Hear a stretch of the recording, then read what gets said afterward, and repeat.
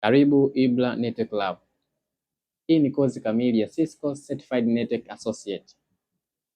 Kupitia kozi hii utajifunza jinsi gani na namna network inavyofanya kazi.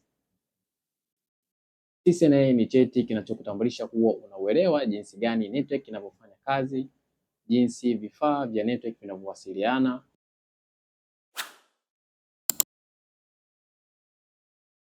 So huu ndo muonekano wa Cisco Packet Tracer version 9.0.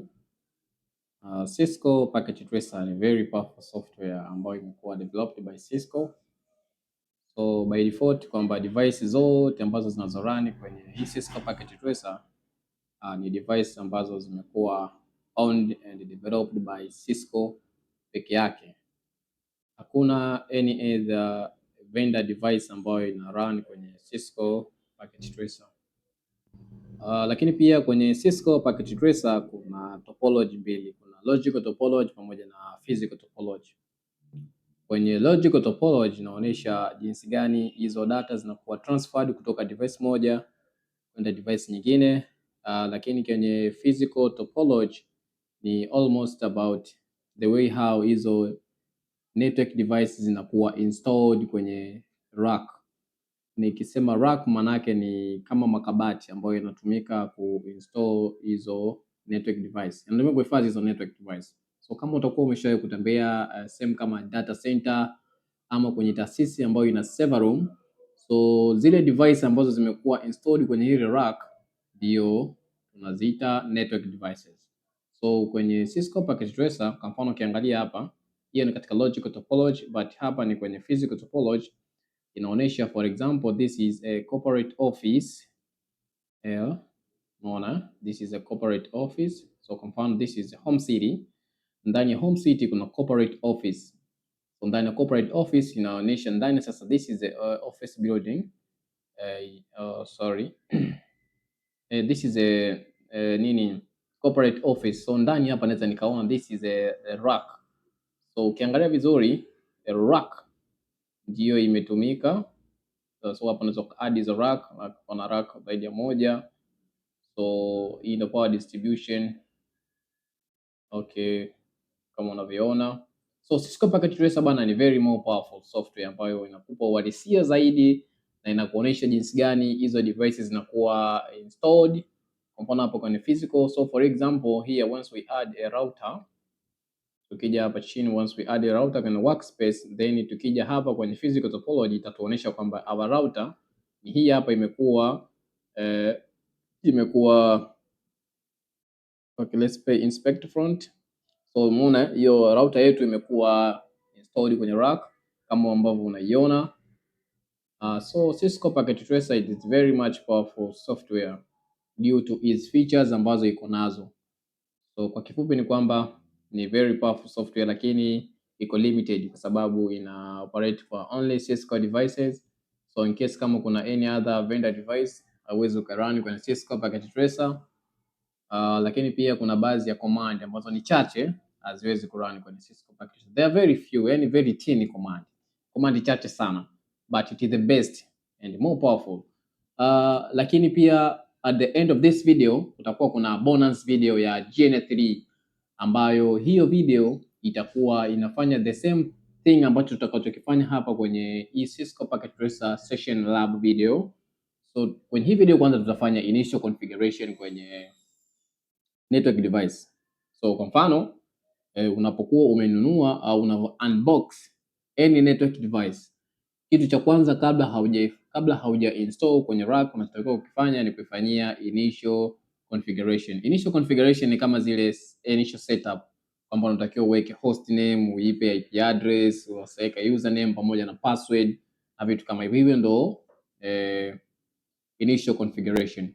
So tutatumia pia GN3. Kumbuka GN3 ni more advanced than Cisco Packet Tracer kwa sababu GN3 inakupa uhalisia zaidi. So the user interface utakayokutana nayo kwenye GN3 ndio utakayokutana nayo ukiwa unafanya configuration kwenye a real device. So kwenye end of this video utakuwa na session extra bonus video kwa ajili ya GN3. So as you can see hapa nimesha add a router, lakini let me show you the way how to add it, jinsi ya kuiadd hii router kwenye workspace for the first time, kama ndo umefungua Packet Tracer ama hauko familia na Cisco Packet Tracer. Cisco Packet Tracer ina features nyingi kama nilivyosema hapo awali. So ili uweze kuadd hizo network devices zako kwenye workspace hapa, so utakuja hapa chini kushoto. Hapa chini kushoto kuna network device nyingi sana. So kwa mfano hapa nikidrag hii mouse, nikidrag na however kwenye hii hapa ya kwanza inaonyesha kwamba kuna hizi ni network devices, then nikija hapa na these are end devices, then nikija hapa na niambia hizi ni component, hizi ni connection na kadhalika. So as long as sisi tumesema tunadili na network device, so we need to do hizo initial configuration kwenye network device. So nitakuja click hapo kwenye network devices, then hapa chini kuna network device zote ambazo zinapatikana. Kuna switches, kwa nikiclick switch zitakuja hapa switches zangu zote na series tofauti pamoja na version tofauti. Nikija nikiclick kwenye hub zitakuja hapa hub zote series tofauti na version tofauti, the same as to the wireless pamoja na security device. Hizi ni firewall pamoja na wide area evaluation. So hizo initial configuration sisi tutaanza kufanya kwenye router. So nita click kwenye router, then nitakuja hapa nitachagua router ambayo nahitaji. So let's say tunachagua hii router yenye series ya ISR 4321. So tutafanya hizo initial configuration kwenye router series number 4321. So before, kabla tujaanza kufanya hizo initial configuration, kitu ambacho unatakiwa ukijue ni kwamba hizi Cisco devices zinatumia operating system, na operating system kumbuka ni application ambayo inakuwezesha wewe uweze kuinteract na hiyo device. Ni kama mtukati. Application ni kama platform ambayo inawezesha kitu fulani na kitu fulani viweze kuwasiliana. So ili wewe uweze kuwasiliana na hiyo router lazima kuwa kuna operating system ambayo inakuwa kama mtukati. Inakulinki wewe pamoja na hiyo hardware ambayo ni router. So ili muweze kufanya mawasiliano, uweze kufanya configuration, uweze kubadilisha hichi na kile. So operating system can act kama at the platform ambayo au media inakuwezesha wewe kuweza kuinteract na hiyo device. So Cisco operating system wanatumia ni iOS, na iOS inayosemiwa hapa sio kama ile inayotumika kwenye Apple device ama iPhones. The iOS inayoongelewa hapa ni Cisco iOS ambayo inatumia ni almost Unix. So in Cisco operating system wanaotumia kwenye devices zao zote ni iOS. So hicho ndio kitu cha kwanza unatakiwa ukijue. Na kumbuka any operating system inatoa features mbili. Inatoa graphical user interface pamoja na command line interface.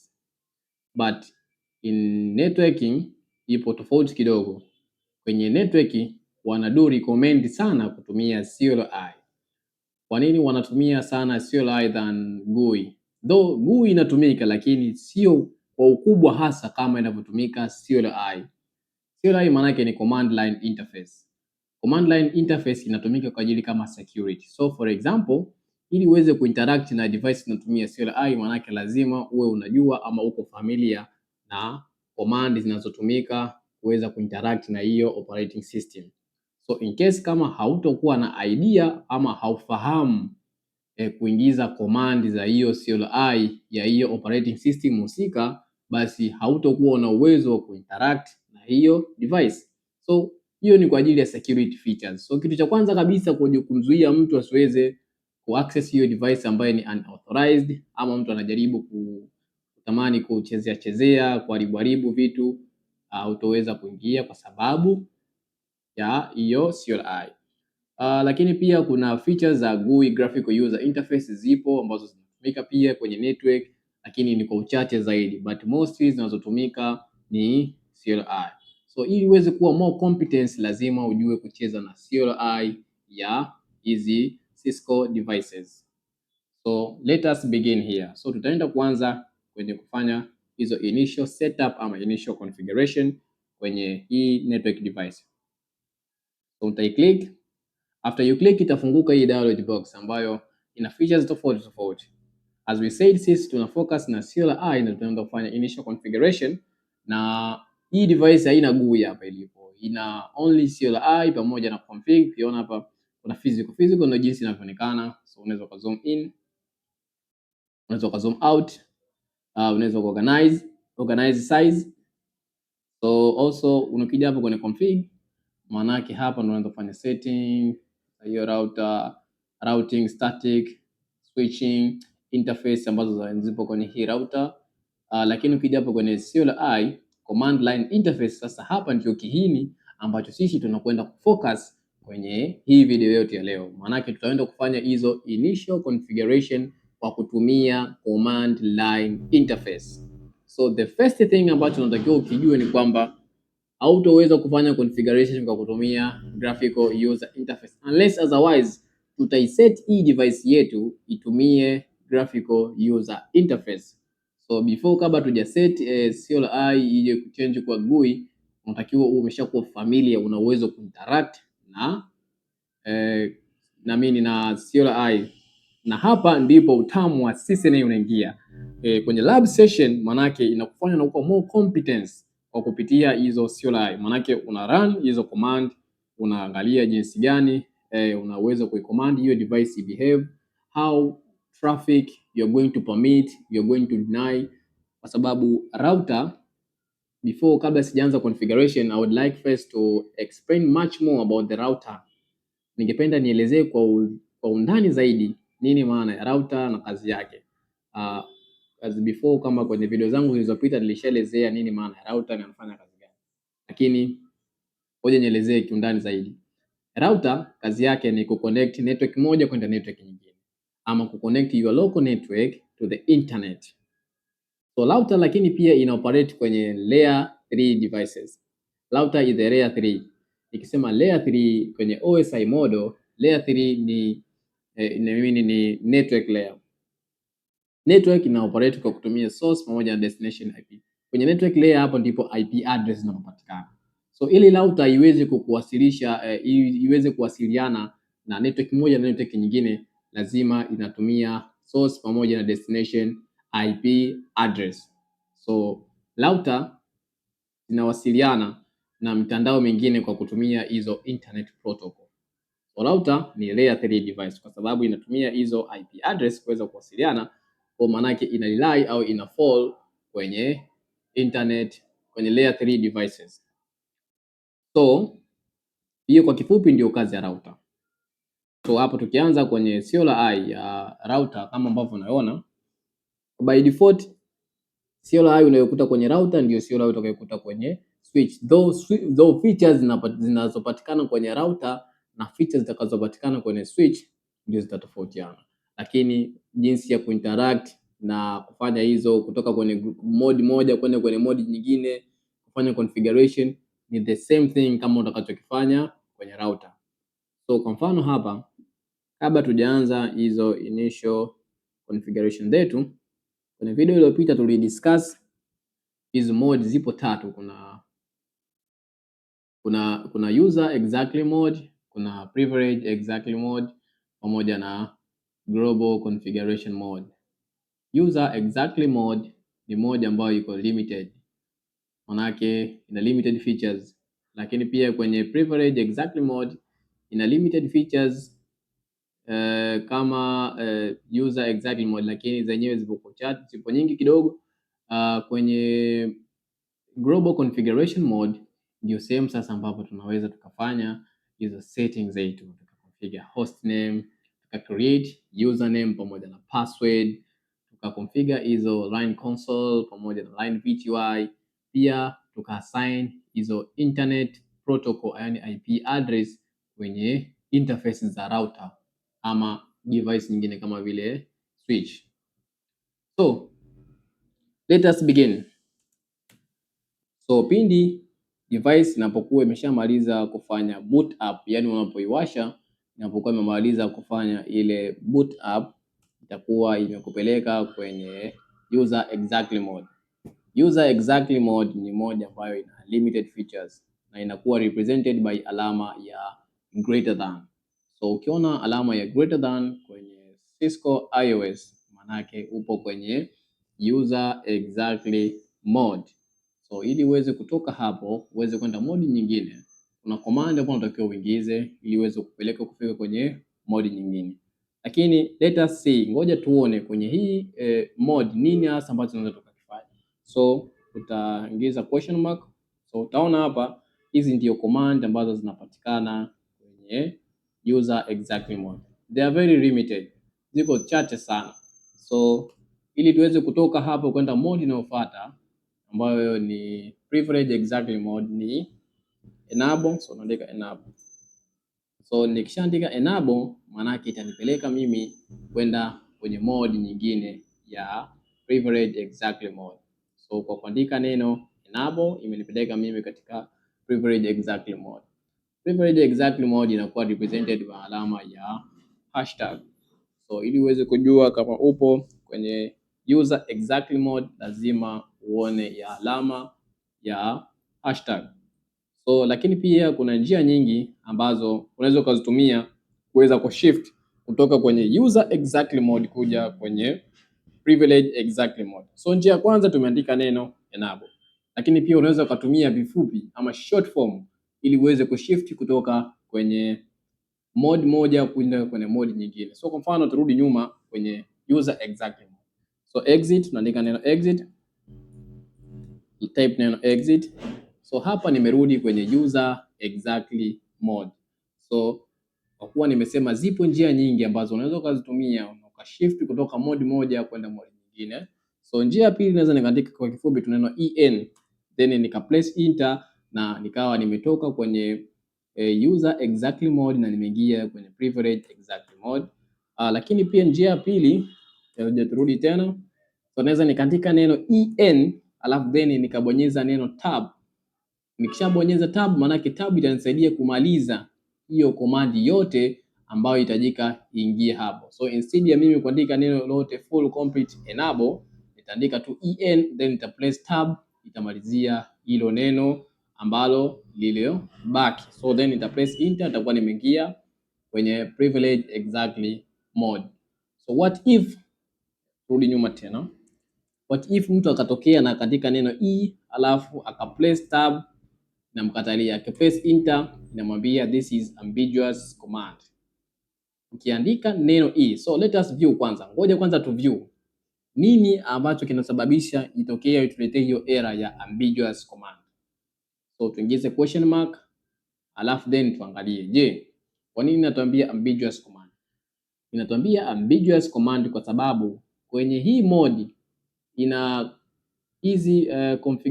hizi configuration mode ambazo zipo zina limited features. Kwa mfano, kuna command inaanzia na neno en ambayo ni enable, lakini pia kuna command inaanzia na neno exit ambayo ni So router inashindwa kuelewa kwamba ni command hipi kati ya enable au exit ambayo inatakiwa ingie hapa kwa wakati huu. So inakuuliza kwamba what do you mean, ndio maana inaandika ambiguous command. So unatakiwa uspecify at least herufi 3 au 2 na kuendelea, alafu then uplace tab au uplace enter, alafu then itamalizia yenyewe. So kwa mfano hapo tukiandika en then tukiplace tab itamalizia na tuingia kwenye mode inayofuata.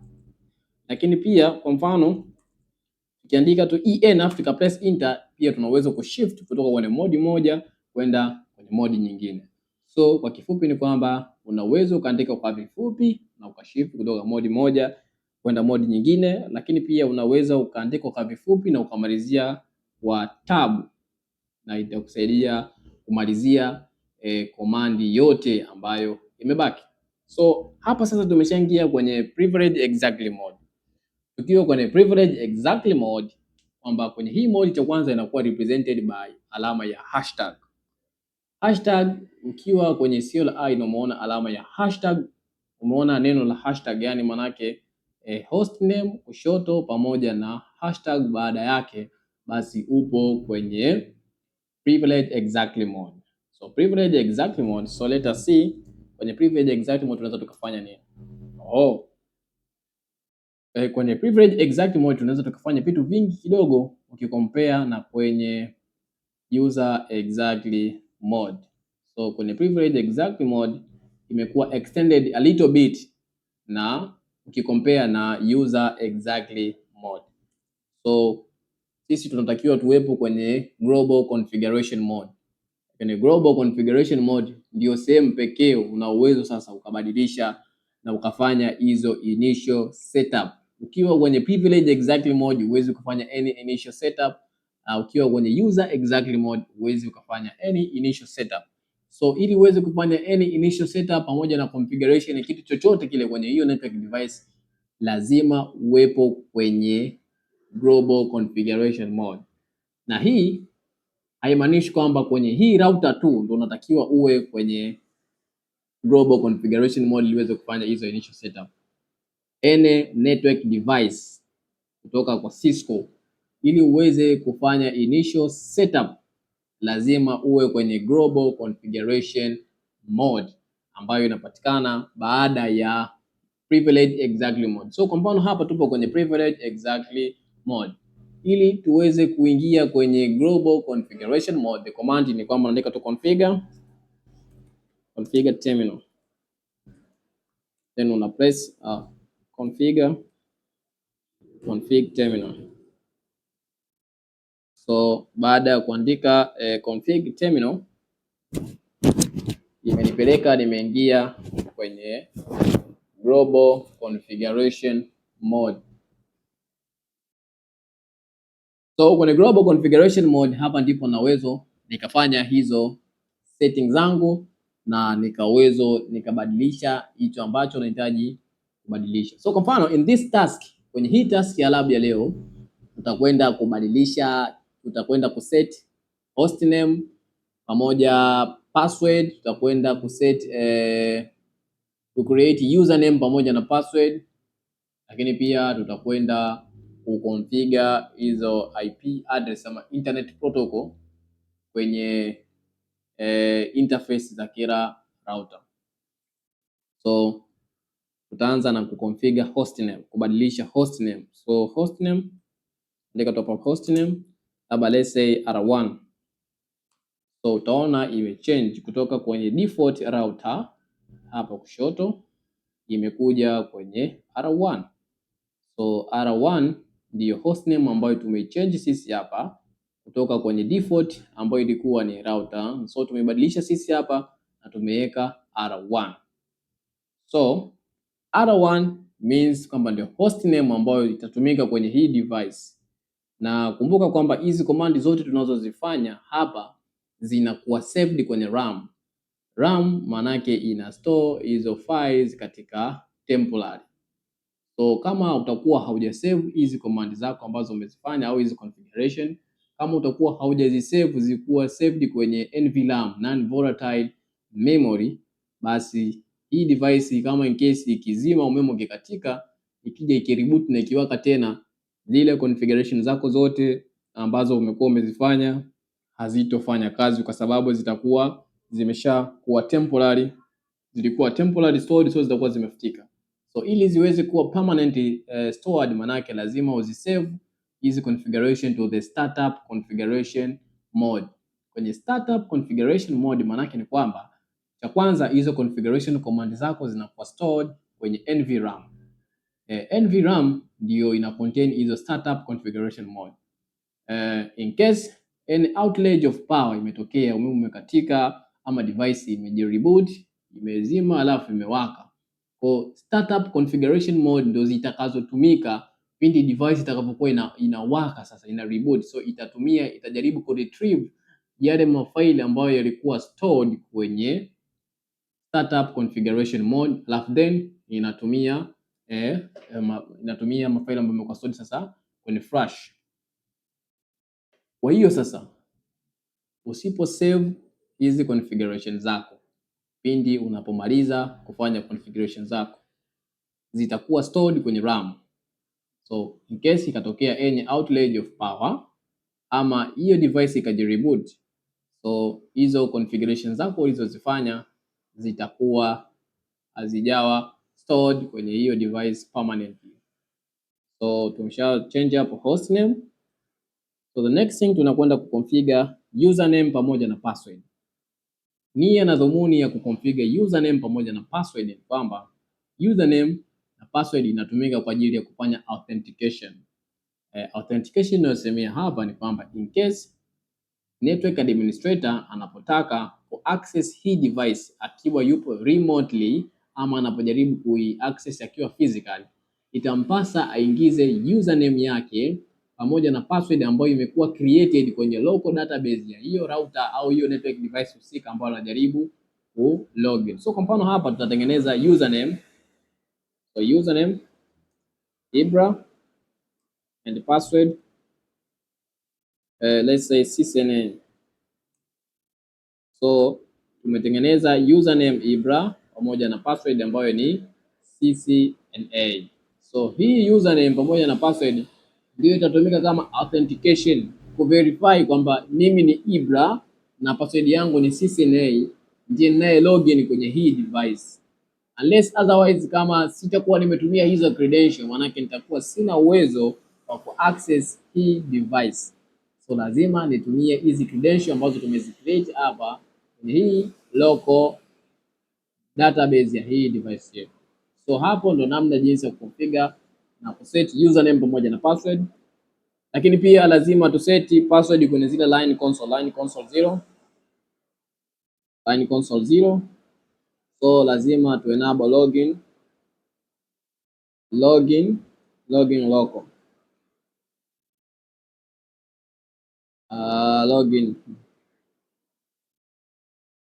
login local. Sorry, this was incomplete command. So nia na dhumuni kwa nini nimeweka password, nimeweka hiyo login local kwenye line console 0. Line console 0, hiyo console port kwanza. Console port inatumika kwenye kufanya access kwenye hiyo device ukiwa physically. So in case umenunua device hiyo ama device imeletwa sasa kwenye taasisi, imewashwa, ili uweze kufanya configuration lazima utumie console port, sababu for the first time lazima uifanyie mwenyewe physical au manual configuration, kwamba lazima uichukue hiyo device utumie console port uweze kuifanyia configuration. So what if kwamba mtu mwingine akatokea naye akaja na console yake akajaribu kuconnect kwenye hiyo the same port ya console port na akataka kufanya configuration zake, maana yake atakuwa amebadilisha mwenendo mzima wa network yako. So console port unatakiwa uiwekee security kwamba mtu yeyote atakayejaribu kuconnect kwenye ile console port lazima awe authorized kutoka kwenye local database ya hiyo device. Maana yake lazima ingie kwa kutumia hizo credentials ambazo zimekuwa configured kwenye hiyo device husika. So kwa mfano lazima aingize username pamoja na password. So ndio maana umeona hapo tumeandika login local. Login local itaiforce hiyo network device kwa kumprompt mtu anapokuja kuconnect kwa kutumia console port, itamlazimu aingize username, itamdai pale aingize username, alafu then itamwambia aingize password. So in case kama username pamoja na password mismatch, so huyo mtu atakuwa hana uwezo wa kuconnect kuingia kwenye hiyo device. Then step inayofuata ni kwenda kuconfigure line VTY kuanzia port number 0 mpaka namba 15. Line VTY 0 maana ni virtual terminal line. Hizi zinatumika kwa ajili ya kufanya also authentication. Authentication ni maana ya kwamba ukishakuwa umeshaifanyia hizo initial configuration, hiyo device umeshaifunga kwenye rack na inafanya kazi yake. Sasa unapojaribu kuifanyia remote access, yani instead ya wewe kuifikia physically device ilipokuwa ukatumia ma console port, so utatumia IP address ya hiyo device na ukiwa mbali unaweza kuifikia. So utatumia hizo protocol ambazo zitakuwezesha uweze kufanya hizo remote access, uweze ukatumia SSH ama ukatumia Telnet. So pia unatakiwa uweze configure security kwenye hizo virtual terminal line. So in case mtu yote atakayejaribu kuweza kuaccess hiyo device kwa kutumia VTY, yani kwa maana virtual terminal interface line, lazima aingie kwa kutumia hizo credential ambazo zimekuwa configured kwenye hiyo device husika, kwa maana ya kwamba username pamoja na password.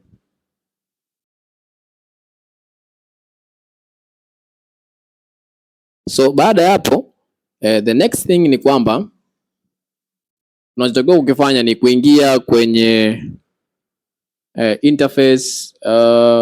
interface line za hiyo router na kuziassign internet protocol, yani IP address.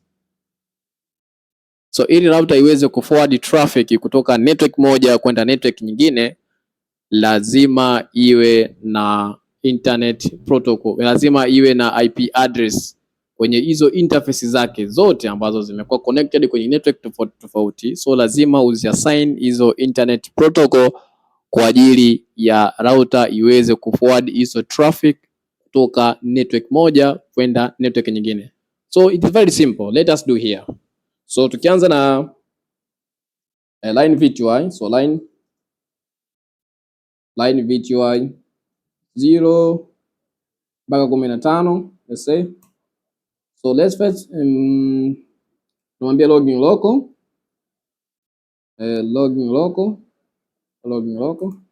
Login local ni kwa ajili ya kumwambia sasa aingize username pamoja na password, lakini pia tunatakiwa enable hizo transport input, hizo protocol ambazo zitatumika sasa kuweza kufanya remote access. Kama utatumia SSH, so tunataka sisi hapa transport input itumike ni SSH, kwamba tunaambia hii router kwamba mtu yote anapotaka kufanya remote access, anapotaka kuaccess wewe akiwa mbali, lazima basi atumie SSH. Kwa nini SSH? SSH ni very better kwa sababu iko more secured. Kwa kwanza ina encrypt data, inazifanya hizo data inazi encrypt, kwamba mtu yote anapojaribu kuzicheki, maana zinakuwa zipo more secured, hawezi kuelewa. Lakini unapotumia telnet manake ni iko very not secured, inatumia plain text. So in case kwamba mtu yote anaweza kaona hizo credential, username anaweza kaona username pamoja na password. So ukitumia telnet inatumia plain text, so ni rahisi sana any hacker au mtu ambaye ni unauthorized anaweza akaview na akajua password iliyotumika kwenye hizo virtual terminal interface. So ndio maana tumeweka transport input SSH. So baada ya hapo unaingia sasa kwenye kuconfigure hizo internet protocol kwenye interface ya router. So kwa kwanza let us see, je, hii router ina interface ngapi? So unaambia hapa do show IP interface brief. Hii router yetu ukiangalia ina internet protocol, ina interface mbili. Ina gigabit ethernet 0/0/0, ina gigabit ethernet 0/0/1 pamoja na VLAN 1. So let's say tuna assign IP address kwenye interface G0/0/0. So andika hapa interface gigabit ethernet 0/0/0, then una assign IP address hapa, let's say 192.168.10.1, then una assign na subnet mask 255.255.0, then no shutdown.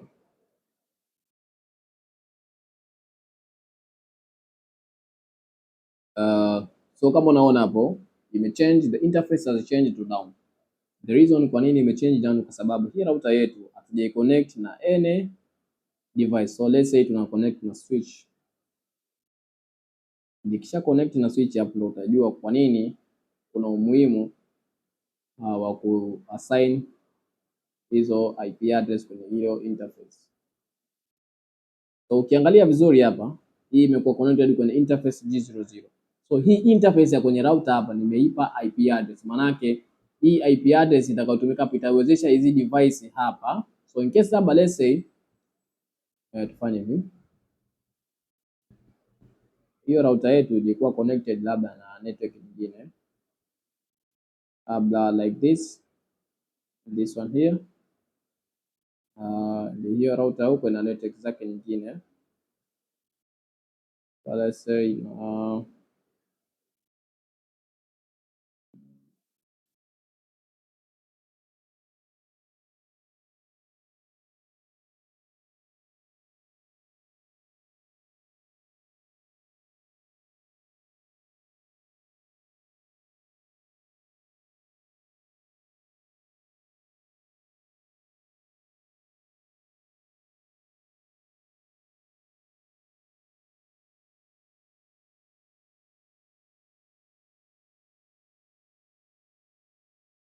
so consider hii topology hapo. Kwa mfano nataka hizi device kwenye network hii hapa ya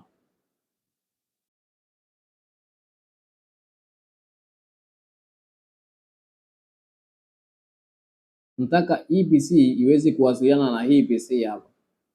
So ili hii PC iweze kuwasiliana na hii PC, na maana PC na PC zipo kwanza kwenye different network, haziwezi direct zikatumiana hizo traffic kutoka kwenye hii PC kuja kwenye hii PC. Lazima hizo traffic kutoka kwenye hii PC lazima zipitie kwenye hii router, kwa sababu hii router ndio inajua network ya huko. Inajuaje? Angalia hapa, hii router ina interface mbili. Interface ya kwanza imeconnect hii hapa network hii hapa, na hii interface ya pili imeconnect na hii router.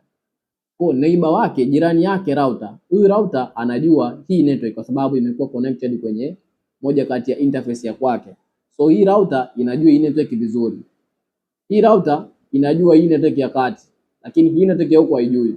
Lakini kumpitia huyu jirani yake anaweza kumwambia, anaweza akafika kwenye network inayofuata. So ili hii PC iweze kufika network ya huko lazima ipitie kwenye hii router, alafu then hii router ndio itamwezesha PC kuweza kufika kwenye hii network hiyo. So ndio maana tuna configure hizi interface kwenye hiyo router, maana tumeassign hiyo IP address hii hapa, maana tumeassign hii internet protocol ili kusudi itatumika kama default gateway kwenye hii laptop kuweza kutuma traffic zake ziweze kufika kwenye hiyo network nyingine. Lakini pia after we did that, so turudi kwenye privilege exactly mode. Hapa kwenye privilege exactly mode ndio moja ambayo tuna uwezo tukaview na tukaona sasa nini ambacho tumekifanya. So command ni moja. Cha kwanza let us save. Kwenye privilege exactly mode ndio unaweza ukasave, lakini pia unaweza ukaview. So kusave zipo command nyingi. So cha kwanza unaandika wr au unaweza ukaandika copy running config to startup config. Copy running config to startup config na confirm yes. Hii command maana yake unazikopi hizi running config. Running config ndio hizi command ambazo tulikuwa tunazifanya kipindi device ipo on. So tunazikopi ziende kuwa stored kwenye startup configuration. Startup configuration ndio kwenye NVRAM. NVRAM maana yake ni non volatile memory. So in NVRAM, in case kama kuna any outage of power, hii device imezima ama imejireboot, maana yake ni kwamba hizi configuration ambazo tumezifanya bado zitakuwepo kwenye hii device kwa sababu zimekuwa permanently stored kwenye NVRAM. Lakini kama tutakuwa tuja save, maana yake ni kwamba hizi configuration zetu zimekuwa stored kwenye RAM ambapo ni volatile memory. Moja kati ya sifa ya volatile memory maana yake zinasahau. So pindi unapozima hiyo device ukiwasha, basi na zile configuration zako zimekuwa zimefutika zote. So baada ya kusave, let us see je, nini ambacho tulichokifanya. So tunaandika tu hapa show running config. So itatuonesha vitu ambavyo tumefanya. Cha kwanza tulichokifanya, tulibadilisha host name. So kama unaona host name from router to other one. Lakini pia tulitengeneza username. So utaona hapo imekuonyesha kwamba tumetengeneza username pamoja na password CCNA, username Ibra. Lakini pia inatuonesha tumeassign IP address kwenye moja kati ya interface ya router ambayo ni interface G00, tumeipa IP address ya hii hapa. Lakini pia kitu kingine tulichokifanya, tume enable line console 0, line console 0 ambayo tumeweka login local. So mtu aweze kulogin kwenda kupitia console lazima atumie login local. lakini pia enable hizo VTY virtual terminal, lakini tumetumia protocol ya SSH na kuanzia line VTY 0 to 15. So hapo maana yake tumeestablish session 16. So watu 16 wana uwezo wa login kwa wakati mmoja kwenye hii device kwa kutumia SSH. So that is all about this video. So hii ndio GNA3 topology na jinsi ambavyo inaonekana. So kumbuke kwamba GNA3 nilisema ni more advanced than Cisco Packet Tracer. GNA3 inakupa uhalisia zaidi. Unafanya configuration unazozifanya au hii user interface utakayokutana nayo ukiwa una run GNA3 ndio user interface utakayokutana nayo ukiwa unafanya configuration kwenye real physical device. So why I do recommend to use also GNA3. Kwa nini pia nashauri utumie GNA3? Kwa sababu GNA3 inakupa uhalisia zaidi, yani inakupa mazingira kwamba unafanya configuration kwenye uhalisia in the real world network device. So for example, kwenye ile video iliyopita kwenye Cisco Packet Tracer tulifanya initial configuration. So na hapa napo tutakwenda kufanya the same thing kama tulichokifanya kwenye Cisco Packet Tracer, tuweze kuona experience tofauti.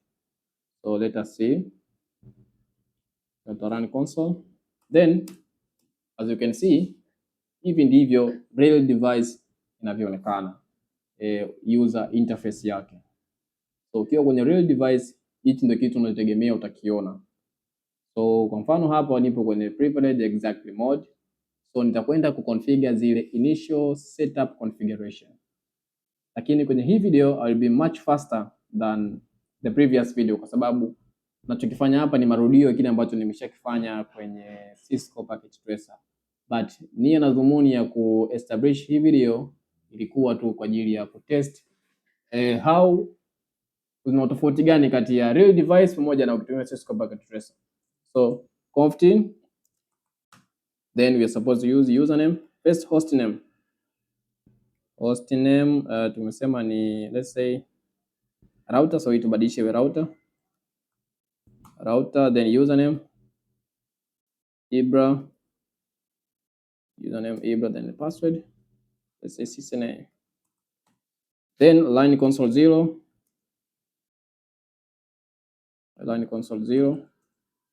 login local, alafu nakuja line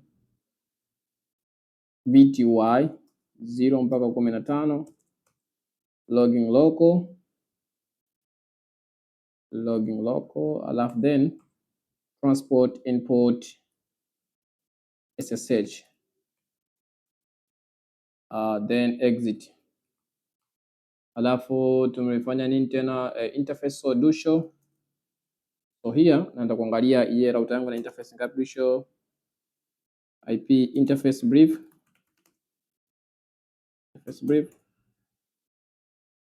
So hii router yangu ina interface nyingi sana.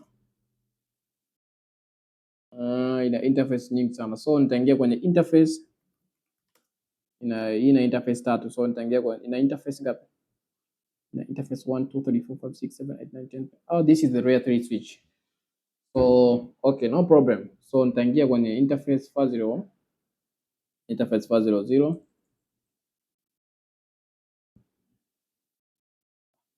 interface 500, then IP address 192.168.10.1, subnet mask 255.255.255.0, then no shutdown. Alafu then exit, nitarudi kwenye exit. So hapa nipo kwenye privileged exact mode. So I'm gonna save WR. First I'm save it. Then I'm gonna say him to show me running config. Show running config.